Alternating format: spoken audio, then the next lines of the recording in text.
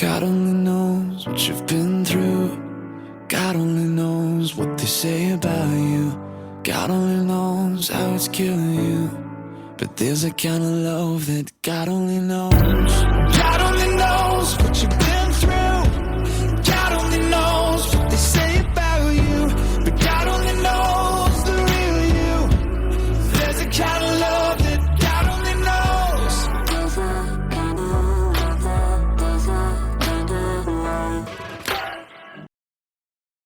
Welcome to Season 2, Episode 83 of Your Journey Is Not Over. My name is Tanya Pearson Randolph. This is my own personal journey, and the expressions and opinions are of my own. I own all the rights to my personal journey, and your journey is not over. Neither are to be used, copied, or edited in any way without my consent. Welcome to my last and final episode of Season 2, and I have so much to unpack and discuss too.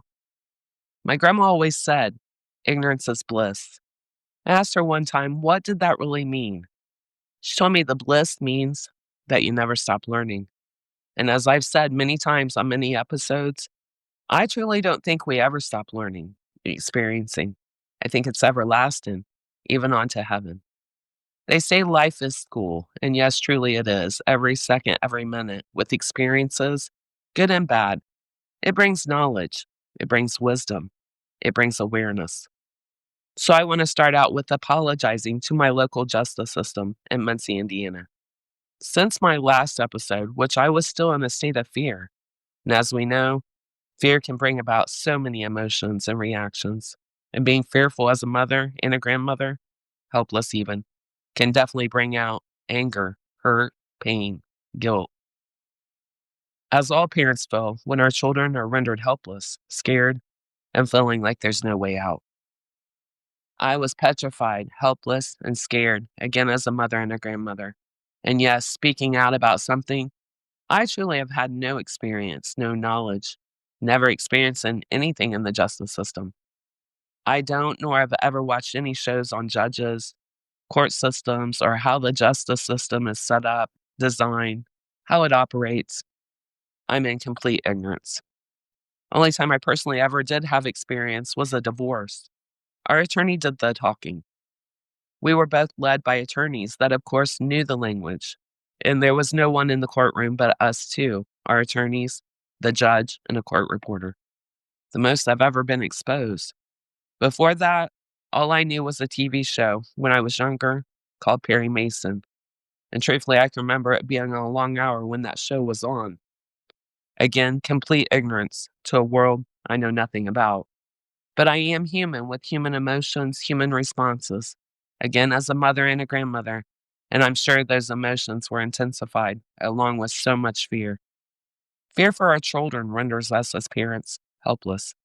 Since my last episode, though, I've reached out to some amazing friends that I've met on my journey. God knew I was going to need their insight, their knowledge, their wisdom one day. So we really do meet people through our lives, on our journey, for a reason, for a purpose. Nothing is by coincidence. I've always been told that my whole life. God has a purpose for everything and everyone. So again, reaching out, hours of Zoom calls to a friend that's an attorney and was a judge for 20 plus years.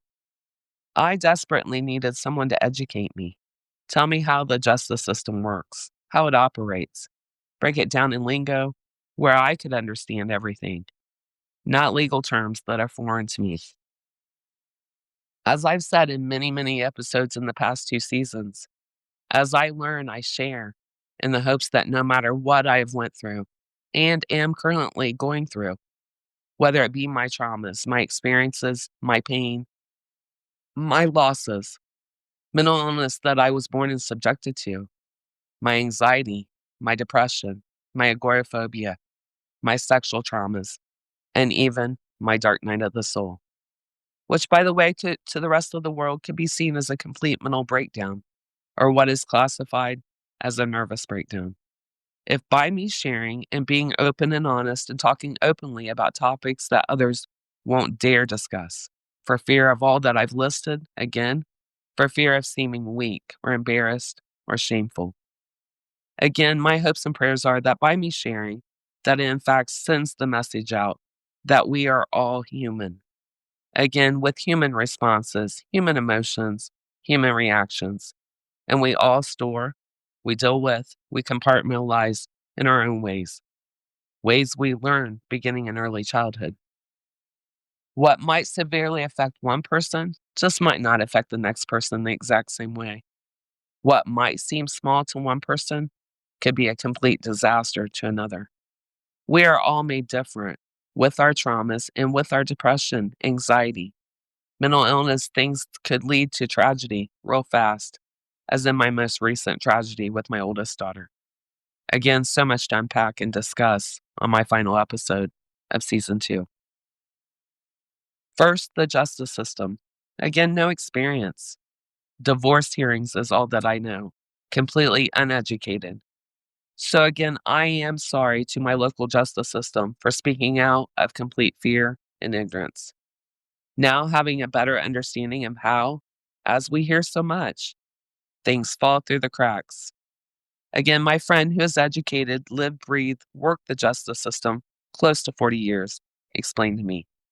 And I'm so grateful for the time spent helping me to understand, not only for myself, my daughter, but for so many others to begin to understand how it does happen, and to no fault of anyone assigned, elected, hired to do the civic duties.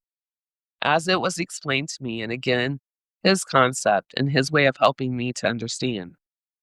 Our justice systems around the world are so overwhelmed. Crime rate is at an all-time high everywhere. So that increases the demand on our police officers, the detectives, the prosecutor's office, the courts, and our judges. Everything eventually falls on the judges that are appointed, elected, or assigned that duty. Huge caseload daily, and every appearance is by docket number or case number, not name. And these caseloads are thrown onto a judge in a courtroom wherever there is a free slot in that courtroom. Judges see 100 of cases a day. Yes, one judge. And the cases all vary. One case could be a DUI, the next a drug, the next a criminal, the next a domestic. There's no particular order, just case after case every single day. And that is left for our judges to cipher through, to decide per case, and make decisions again per case to the best of the evidence, what's presented to them, and all the while having the enormous pressure of knowing their decisions ultimately alter someone's life, someone's path, someone's journey completely. What a burden that must be to have to carry every single day was my first thought when this was all being explained to me. We as humans have difficulty making daily decisions for even ourselves. I can't personally imagine making life-altering decisions for hundreds of people daily. Enormous pressure, I am sure. So as it was being explained to me, the justice system has been designed to fail for even the people elected, appointed, and doing the civic jobs. And yes, also for the people seeking justice in whatever way. Because of the crime rate being at an all-time high, there is no chronological order that judges hear and see cases. Again, it's by docket number, case number, and wherever they can be put in a time slot of whatever courtroom. Again, overwhelmed justice system completely. So as I stated in my last episode, my daughter went to court 3 times to try and get protection orders. How was that what, as a mother, I thought overlooked, not granted to give some kind of reprieve, some protection? Well, here's what I learned. She was in 3 different courtrooms, 3 different judges, and none knowing, even aware previous times before. There was no way of knowing. It was assigned a new docket number, a new case number every single time. There's no folder holding previous court appearances for the judges to seek or to look at. It's a case by case, no past history given. So without that, each judge seen as everyone else, I'm sure. This was just 2 girls that once were friends in high school, that 13 years later of not seeing each other, They had went their own ways after they graduated from high school. All of a sudden had a problem with each other. Unexplainable, yes. And social media sure didn't help at all. It's a blessing and a curse, our social media. So the first court appearance was before the assault, and the judge was like, again, this is two girls who all of a sudden never had a problem before, now have a problem. And I'm sure of the hundred of cases that judge had to see that exact same day, this one was definitely not the most severe. What I also now understand, this judge, well, she was doing parenting, refereeing, scare tactics, and her job as a judge all at once. Never did this judge know. There was no way in knowing that it would escalate after her courtroom. So, not being a fortune teller, as I rudely put it in my last podcast, for that, I am sorry to her personally. What was explained to me, most judges do make comments meant as scare tactics for both parties to be shook, to take notice, especially two young girls, mothers themselves, that had never been in trouble with the law, to just stop the nonsense, move on, and do like they'd both done for 13 years. Live their own lives, raise their kids, carry on. So the statement, if this goes to criminal court, it's out of my hands, was in fact to wake them both up, to scare them. So that would be the end of it. If only that would have been the end of it. It intensified, and then the assault occurred just 6 months after. And it got so much worse after that. Again, two more court appearances, two different judges. Yes, how did it went before the first judge again made it to her courtroom? Yes, she would have definitely seen that it intensified to a drastic level. And yes, for all that I've learned about this judge from friends that personally know her and who she is as a person, all that I've heard is how fair, how truly dedicated to making the right decisions for everyone. Takes her job as a judge seriously. Dedicated is the word that I kept hearing from others. So again, had him and made it back to her court, then she would have seen how drastic, dangerous things had escalated. Sad thing is, it never made it back to her court and before her again.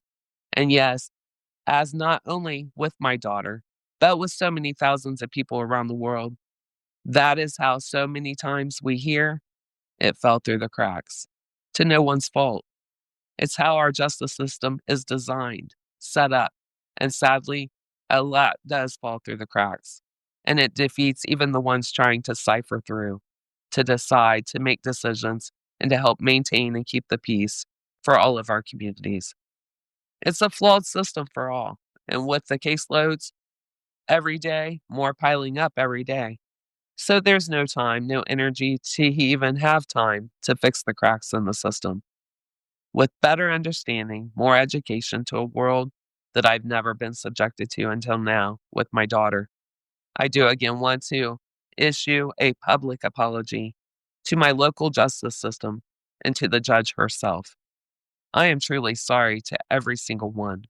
I spoke out of complete ignorance and complete devastation, shock, and fear as a mother and a grandmother who is scared for my daughter's mental health. And again, as a grandmother to a special needs grandson. Now to discuss mental illness. As you've heard me say again many, many times, I was born to a mother that had severe mental illness. It was traumatic as a child to watch the unravel, the nervous breakdowns that resulted in 3 suicide attempts. The first one, my brother and I were blamed by our mother and family members. I was 7 years old. My brother was 13. And the other 2 attempts by our mom, well, I was the only one that lived under her roof. I can't even say I lived with her because I hardly ever seen her. I was left at a young age to live on my own, fend for myself, live off of just school lunches, and learn how to survive on very little. So her last 2 attempts were blamed on me completely. Her being a single parent, working, paying the bills, it was all my fault, is what would be drilled in my head by her after those attempts. Carrying that weight, the guilt placed on me was unimaginable and something I've carried my whole life. What's the saying? You hear something so much, so often on repeat, your mind begins to believe it. Even though I knew I created no problems, I went to school every day, and being honest, to get food. I kept our apartment spotless. I wasn't even allowed to sit on our furniture. I had to sit on the floor unless I was in my bedroom. And I was completely mute, but still was made to believe I was the cause for the nervous breakdowns, the mental breakdowns. So, yes, being subjected to this my whole life and talking with my grandma several times. I have memories of my grandma telling me about her mother, my great grandma, and all that she described to me was, in fact, mental illness. But for generations, it was never called mental illness. My grandma never said those words. How she described it was something wasn't right with her mother, not understanding it herself. Her mother, as she described to me, was the complete opposite as to how my grandma reacted and responded to life in general. I do remember my grandma having depression after my papa died and what I now call agoraphobia. She didn't leave her house very often, if at all. I repeated those behaviors years later. And yes, anxiety, depression, agoraphobia, bipolar are all different aspects of mental illness. And mental illness has plagued my entire family. It's like a curse, and I've lost second cousins, first cousins, and even my own brother to the horrible disease. So many suicides in my family. There's been 8 in the last generation, and all triggered by so many different aspects of life, different layers, different pressures, compounded to where each thought that was the only way out.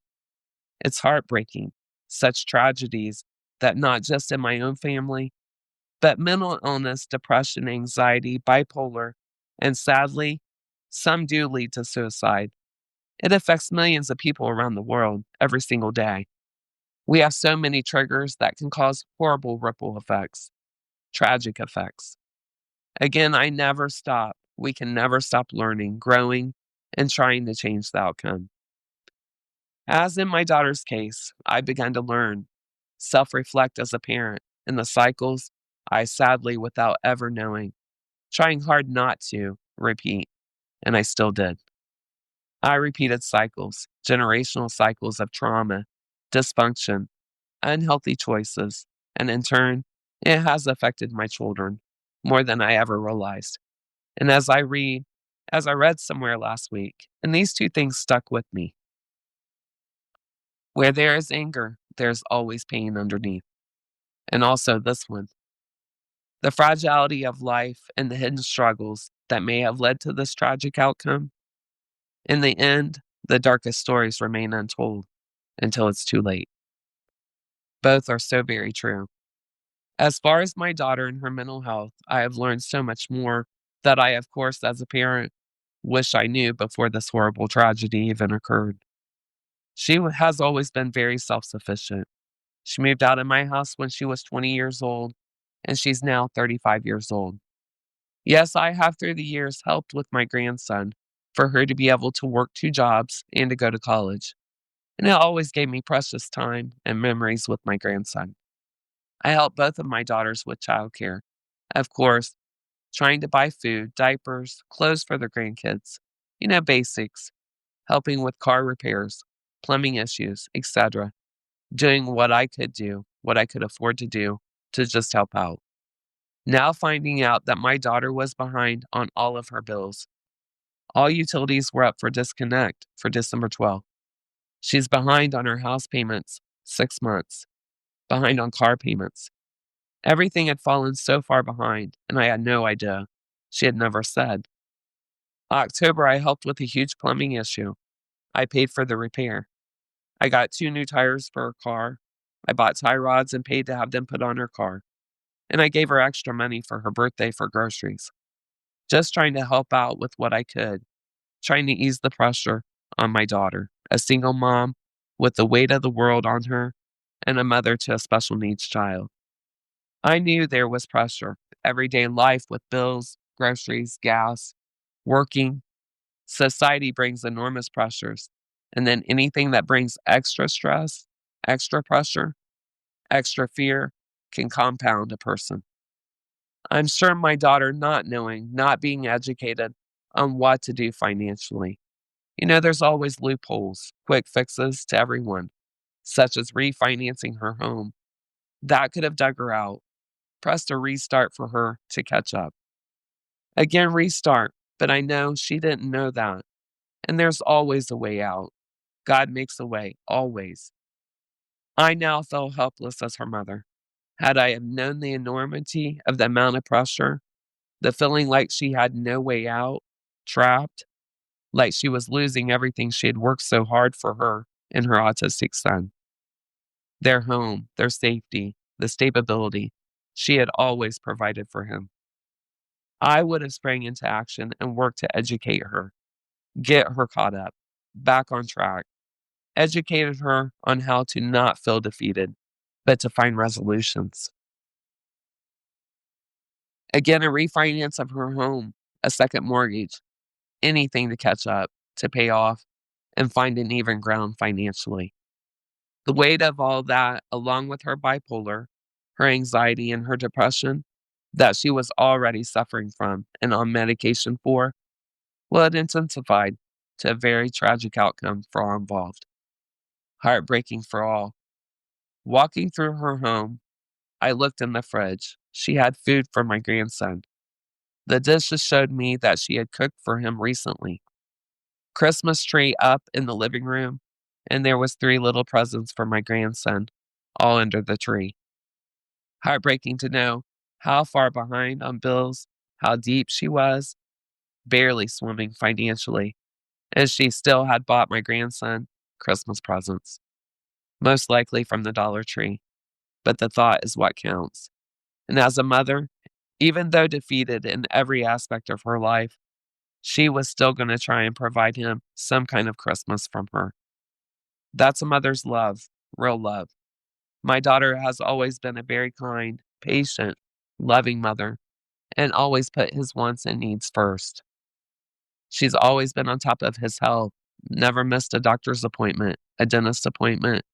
Again, always on top of everything pertaining to my autistic grandson.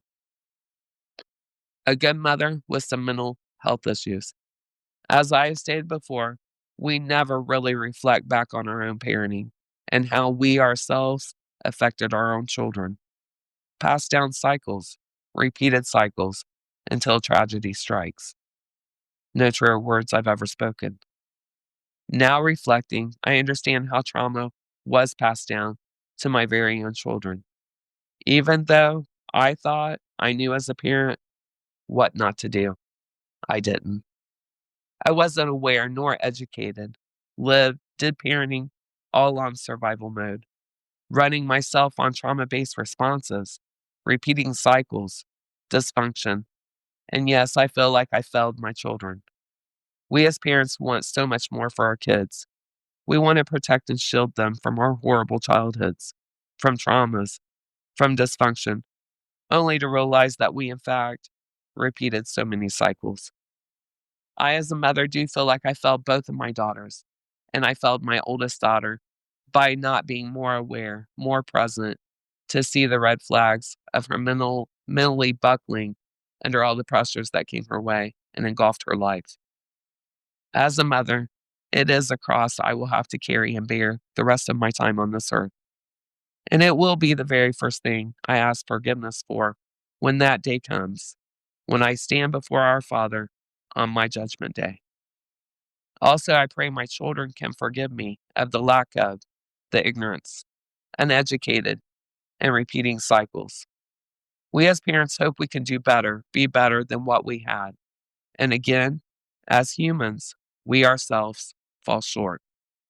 Moving forward is the only option, and my hopes and my prayers are for mercy and grace, and that we as a family unit can come together, get help, get counseling, family counseling, to begin to unpack, reflect, understand, and heal, and try and break those cycles right here, right now. With faith brings hope for a better day, a better, happy, healthy future. With God, all things are possible. How do we miss what is right in front of our faces? Wise words spoken. We are so busy looking past, looking forward, we miss so much right underneath our noses. Please pray for my grandson and my daughter and my family.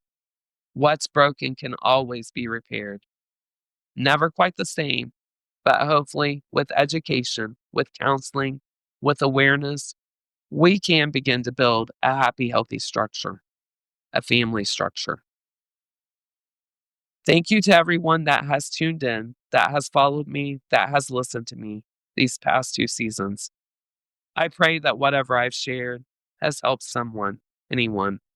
And thank you to the many people who have trusted me enough to share your very own journeys with me. Thank you to everyone that helps guide me, to educate me. I learn from every single person that I've met, encountered, and messaged. We never stop learning. Again, it's everlasting. As I've also learned, mental illness and suicide is at an all-time high during the holidays, and that's sad. So I want to send prayers to anyone struggling. Again, thank you. I am so very grateful. Happy holidays to everyone around the world. Please tune in to season 3 after the first of the year. Again, there's still so much for me to share and to learn. This does conclude my podcast for today. Until January of 2026, please always remember your journey is not over. God bless. God only knows what you've been through. God only knows what they say about you. God only knows how it's killing you. But there's a kind of love that God only knows.